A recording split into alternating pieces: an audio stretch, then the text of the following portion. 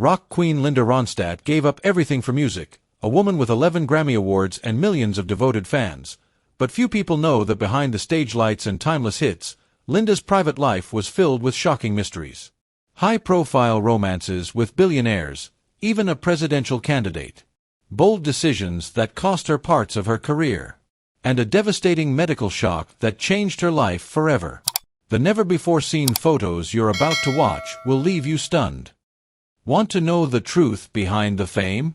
Stay until the end. You'll never see Linda Ronstadt the same way again.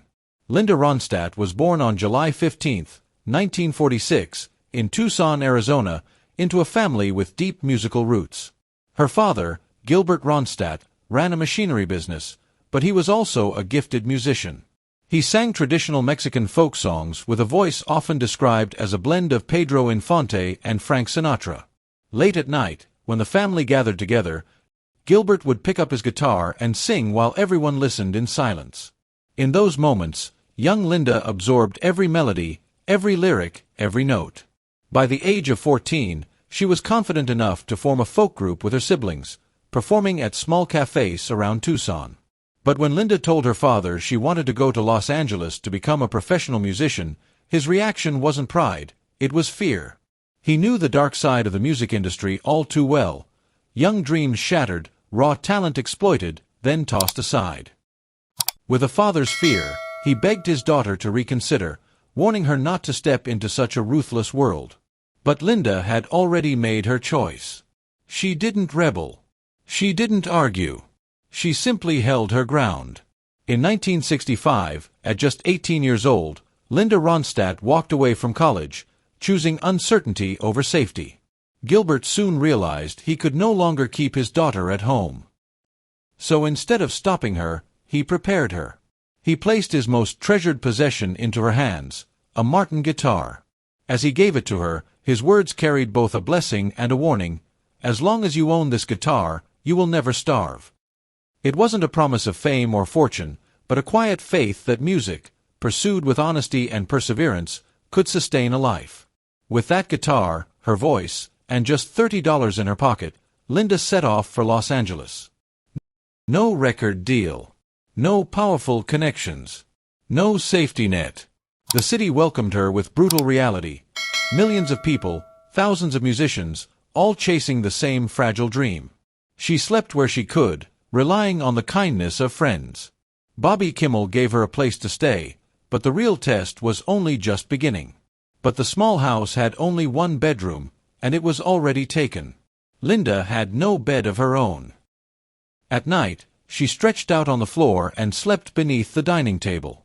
Years later, she would explain that she chose that spot for one simple reason. If she slept under something, no one would step on her. A tiny detail, yet it reveals everything. The constant alertness, the raw survival instinct, and the quiet vulnerability of an 18-year-old girl alone in a strange, unforgiving city. Hardship soon forced Linda into choices that were anything but romantic. Out of sheer necessity, she began sharing a bed with Malcolm, Bobby's roommate, not for love, but for survival. In that fragile, uncertain space, music became her only refuge. Bobby and guitarist Kenny Edwards were searching for a singer. And the moment Linda opened her mouth and sang, the air in the room changed. From that chance encounter, the Stone Ponies were born. They worked relentlessly, pouring everything they had into their music. In just 15 months, they released 3 albums back-to-back. Yet success stubbornly stayed out of reach. Lost in a vast sea of folk rock, the Stone Ponies were nearly invisible, until one song broke through the noise. Different drum exploded onto the airwaves, played non-stop on radio stations across the country. Overnight, the band's name was everywhere, and Linda Ronstadt's life was on the brink of transformation. But Linda understood something few artists grasp so early: success can also be a trap. The spotlight was bright, but it threatened to lock her into a role that was never truly hers. What she chose to do next would quietly open the door to one of the most extraordinary careers in music history. While still performing with the band, Linda began recording solo albums, taking her first steps toward independence. Her debut album, Handsewn, Homegrown, made history as the first alternative country record ever released by a female artist. It was a bold statement. But her second album, Silk Purse, left her deeply dissatisfied. Ironically, one song from that record earned her first Grammy nomination. What should have been a moment of triumph instead intensified a crisis that had been building for years. She was being praised for music she didn't truly love, songs that felt shallow, stripped of poetry, and far removed from the melodies her father used to play at home. That growing artistic frustration pushed Linda toward an even bolder crossroads. The songs the industry sent her felt hollow, lacking the emotional depth she longed for. Years later, she admitted she simply wasn't being offered great songs anymore, not like the ones she had grown up learning. To her, the older music was richer, better structured, and filled with meaning. Her father still came to watch her perform. And when Linda finally asked what he thought, Gilbert didn't soften the truth. He told her he wasn't mocking her talent or denying her success. The music just wasn't for him. He didn't belong to that world. And so a quiet paradox emerged. Linda Ronstadt was climbing toward the peak of fame, yet singing songs the most influential man in her life could not value. Even more unsettling was the truth that Linda herself was beginning to hate the songs she was singing. That quiet inner conflict grew heavier with each passing day, slowly eroding her artistic spirit. Yet she kept moving forward, because once the path is open, there's no space left for hesitation. Around that time, her manager John Boylan received a demo tape from a young, unknown drummer named Don Henley. The songs weren't right for Linda. But when she saw Henley perform live at the Troubadour, she instantly recognized something far more important than perfection: potential. Trusting her instinct, Linda hired him for her touring band. Soon after, Glenn Frey, already a familiar presence in the Los Angeles music scene, joined the tour as a guitarist. Money was tight. There were no luxuries, no private rooms. Night after night, city after city, Don Henley and Glenn Frey shared the same cramped hotel room. And inside those stifling, temporary spaces, something extraordinary began to form. They started writing songs together, shaping ideas, testing melodies, chasing a sound that felt like their own. No stage lights, no fame. Just two young musicians, a guitar, and ambition. Then one day, they came to Linda with a quiet but life-changing announcement. They were leaving to start a band of their own. Linda didn't try to stop them. She understood that pull, that need to discover your own voice. She encouraged them. Don Henley and Glenn Frey went on to form the Eagles, one of the greatest rock bands in history. Few people realize that the origins of the Eagles can be traced back to those small hotel rooms on tour with Linda Ronstadt. And while she was helping others find their wings, Linda herself was nearing a breakthrough that would surpass every expectation. In 1974, Heart Like a Wheel was released, the result of an intense battle for creative control, stronger songs, sharper production, and music that finally reflected who she truly was. The reaction from both the public and the critics was instant and explosive. Heart Like a Wheel shot straight to #1. Two singles, You're No Good and When Will I Be Loved, dominated the Billboard Hot 100, becoming the unmistakable sound of an entire era. That Grammy season, Linda Ronstadt was crowned Best Female Country Vocalist. She had officially crossed into superstardom. But behind the blinding spotlight, Linda carried a quiet fear that never left her, even on stage. Her new manager, Peter Asher, watched her perform night after night and slowly realized something was wrong. As Linda looked out at the crowd, her mind filled with the worst possible thoughts. She imagined people whispering that she was terrible, that she was the worst singer they had ever heard. Years later, Linda confessed she never believed she sang well enough. She hated making eye contact with the audience. The irony was almost cruel. One of the greatest voices in music history was trapped by relentless self-doubt. Millions of records sold. Charts conquered. Awards piling up. Yet inside her head, one question echoed over and over again. Am I really good enough? Her way of facing that fear was shockingly simple. Linda told herself, breathe, then sing. No complicated psychology. No secret techniques. Just breathe and sing. Night after night, She forced herself to walk straight through the fear. She later admitted something even more surprising. When she first started, she wasn't good. And for a long time, she still wasn't. But she never quit. She practiced. She learned. She pushed herself to improve through sheer determination. A global superstar openly admitting she wasn't a born genius, she had to fight for every step forward. And her greatest triumph was still ahead. In 1977, Simple Dreams was released, becoming one of the best-selling albums of the entire decade and cementing Linda Ronstadt's place in music history. Her haunting cover of Blue Bayou revealed the full range and emotional depth of Linda Ronstadt's voice. Effortless, tender, unforgettable, it won over the heart of America almost instantly. Blue Bayou became the song forever tied to her name. Then the unthinkable happened. Simple Dreams knocked Fleetwood Mac's Rumors out of the #1 spot. It was a moment few thought possible. Rumors was already hailed as one of the greatest albums in music history, untouchable, unstoppable, until Linda pushed it aside. By 1978, her album sales had surged past 17 million copies. 6 platinum albums.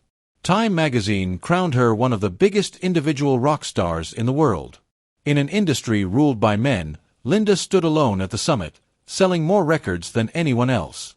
But success carried a cost she never anticipated, and it was slowly consuming her. Night after night, stadiums were packed. 15,000. 20,000. Voices screaming her name. Then the show ended. She stepped off the stage, and the crowd vanished. Empty hotel rooms in cities she didn't know. Ordering room service alone. Watching television alone. Sleeping alone. The loneliness was overwhelming, a silent ghost that followed her everywhere. Years later, Linda admitted that humanity still hasn't invented a word strong enough to describe the loneliness endured by people on tour. Her father's fears were becoming real. Every night she stood before thousands, yet she was completely alone. The way she coped shocked everyone. Hidden behind closed gates in Malibu, Linda withdrew from the world. When she wasn't touring, she stayed home. No parties. No premieres. No Hollywood social scene. So what did the biggest female rock star on the planet do with her time? She sat quietly and knitted sweaters for her future children. She later explained that it was hard to find real wool sweaters for kids. She wanted them to be warm. The woman who commanded stadiums spent her evenings with knitting needles and yarn, creating simple things far removed from cameras and crowds. Fame, she said, had robbed her of the ability to observe other people, because they were always watching her. She hated being disturbed while eating, so she retreated further into privacy, reading books, knitting, and living a deeply secluded life. The Queen of Rock searched for peace through needle and thread. It was the only way she could survive. But loneliness crept into everything, especially love. Linda's first serious relationship was with a man who understood the music industry from the inside, John Boylan. Talented, visionary, and deeply invested in her success, he soon became her manager as well. In the beginning, everything felt right. They loved each other, trusted each other, and chose to live together. But that very closeness exposed the fractures beneath the surface. Phone calls came at the wrong moments. Meetings interrupted quiet dinners. The line between love and work slowly blurred, until it vanished. Linda no longer knew if she was speaking to her partner or her manager, arguing as a lover or negotiating as a business associate. The magic faded into routine, and eventually, they broke apart. The breakup was painful, yet they continued working together. For Linda, music always came first, no matter the personal cost. After that, she found comfort with J.D. Souther, a songwriter who truly understood her world. He knew the weight of standing under stage lights, the exhaustion of endless tours. For 2 years, they shared music, creativity, and rare moments that belonged only to them. From that relationship came Faithless Love, a song born directly from their time together. But the industry leaves little room for tenderness. Tour schedules stretched endlessly. Distance widened. Pressure mounted. Living in the same world didn't soften the strain, it magnified every wound. They both knew music had to come first. And that understanding, painful as it was, ended the love. In 1972, they parted ways, still respectful, still friends, but the door to romance closed for good. Slowly, Linda reached a bitter realization. Love in the music world is not like ordinary love. Endless highways wear down every bond. Fame distorts even the purest emotions. Then she met Jerry Brown, and everything shifted. They crossed paths at a small restaurant in Hollywood. Jerry was disciplined, controlled, grounded in structure and self-restraint. After the chaos of the music world, he offered something entirely unfamiliar: stability. They began dating, and soon Jerry rose rapidly, becoming governor of California. Overnight, Linda was no longer just a rock star. She was the woman standing beside one of the most powerful politicians in America. The media followed their every move. Cameras never stopped flashing. Yet those close to them noticed something the public rarely saw. When he was with Linda, Jerry changed, wittier, softer, revealing a deeply human side that politics usually kept hidden.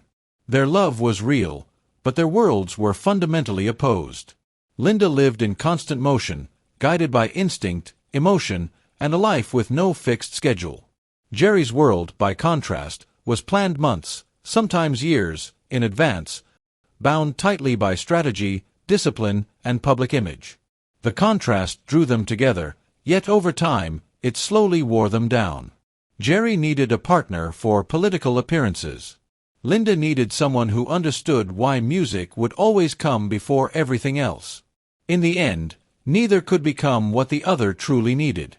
In 1979, they separated with mutual respect and quiet sadness.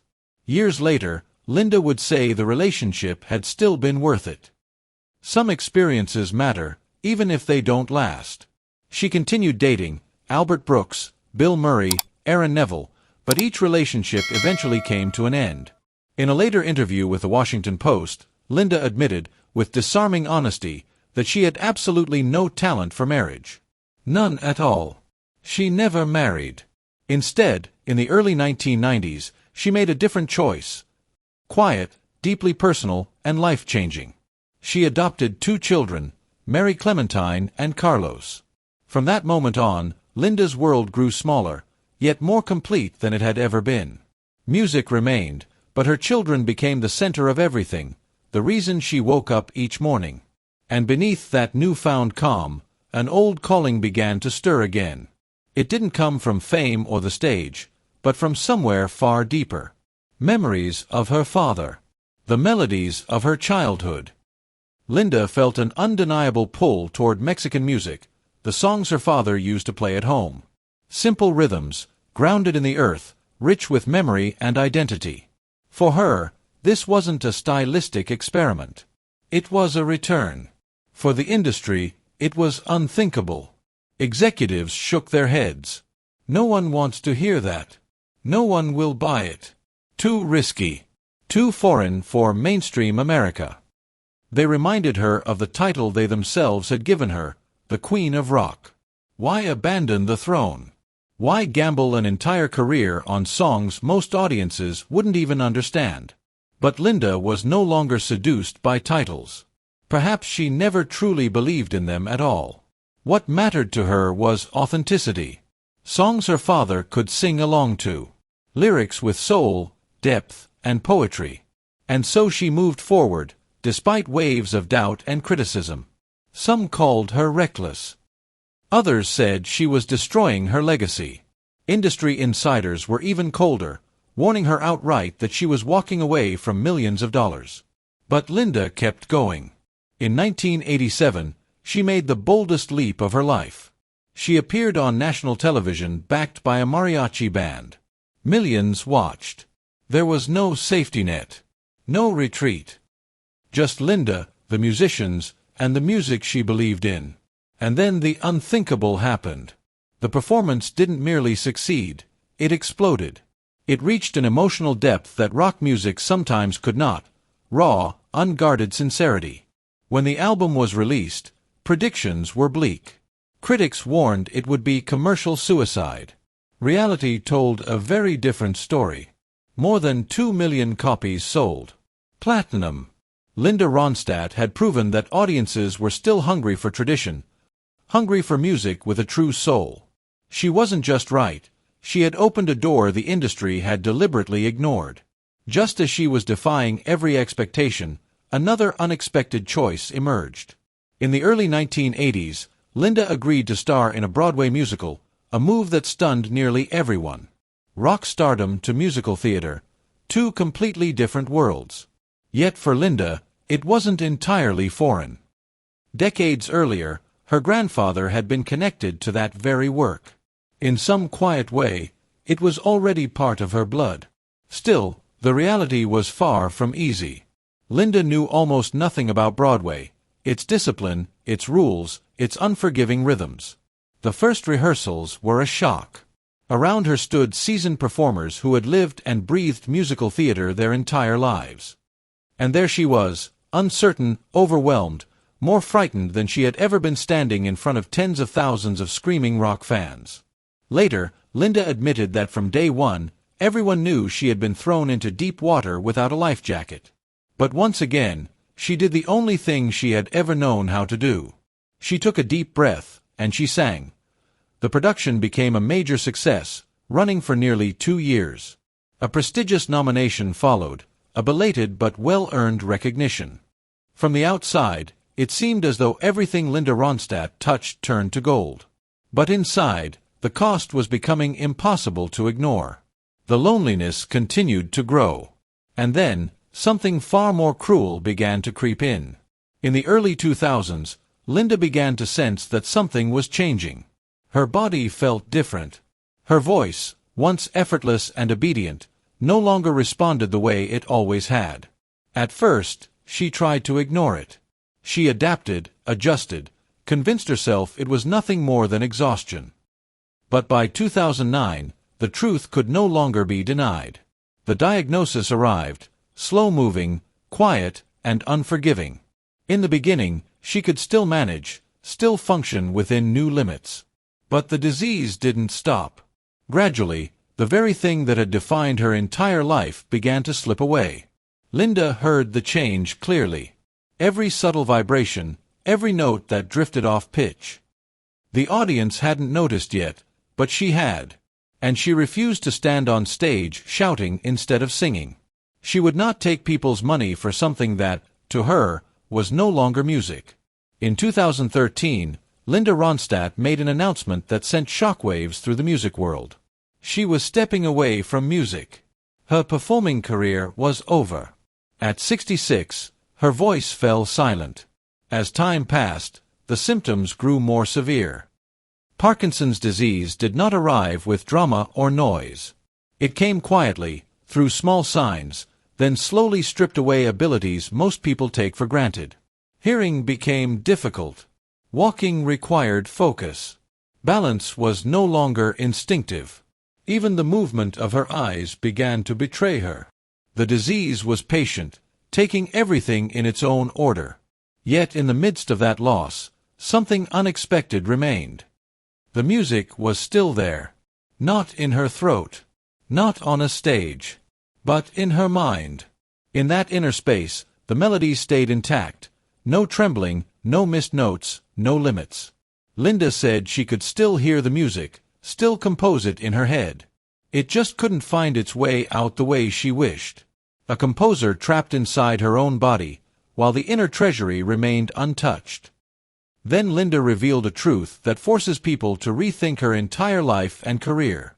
A truth that contradicts every public image ever attached to her. She never liked performing. Not that she grew tired of it. Not that she burned out. She never liked it at all. The packed stadiums, the applause, the screams of her name, none of it brought her joy. What she truly loved were quiet living room sing-alongs with a few close friends, a few people she trusted. Recording was fine. The studio felt safe. But the stage, the lights, the crowds, was always a place she had to force herself to enter. It's almost impossible to imagine that a woman who filled arenas for 5 decades hated every second on stage. From small cafes in Tucson to her final concert in 2009, that feeling never changed. She performed not to be seen, but for the music, for the art, for the songs, and deeper still, for the hope of finding melodies that could live beyond her own voice. Her father, the strict, practical man who shaped her, could respect that kind of music. Pause for a moment and let this sink in. 50 years of performing. 50 years of fear. 50 years of stepping onto a stage while quietly believing she was never good enough. In the most ironic way imaginable, Parkinson's disease gave Linda Ronstadt something she had never allowed herself to have: permission to stop. No more stages. No more lights. No more forcing herself to face that familiar terror before every show. It was a release. Almost a gift. And the story circles back to 1965. To the Martin guitar her father placed into the hands of an 18-year-old girl, along with a blunt but honest promise: "You'll never starve." He was right. That guitar fed her in every sense of the word. Not just financially, though a fortune of $130 million speaks for itself, but through a 5-decade career that left an immense legacy behind. 11 Grammy Awards. An Emmy. 3 American Music Awards. Induction into the Rock and Roll Hall of Fame. The Kennedy Center Honors. Linda Ronstadt became a legend. She proved that women could dominate rock and roll in an era when they were expected to stand quietly in the background. She helped launch the Eagles. She brought Mexican folk music into the American mainstream. She conquered Broadway without formal training. But her father's warning came true as well. The price was loneliness. Identical hotel rooms in cities that blurred together. Relationships broken by distance and the brutal demands of fame. Being recognized everywhere, yet rarely understood. Stage fright that never disappeared.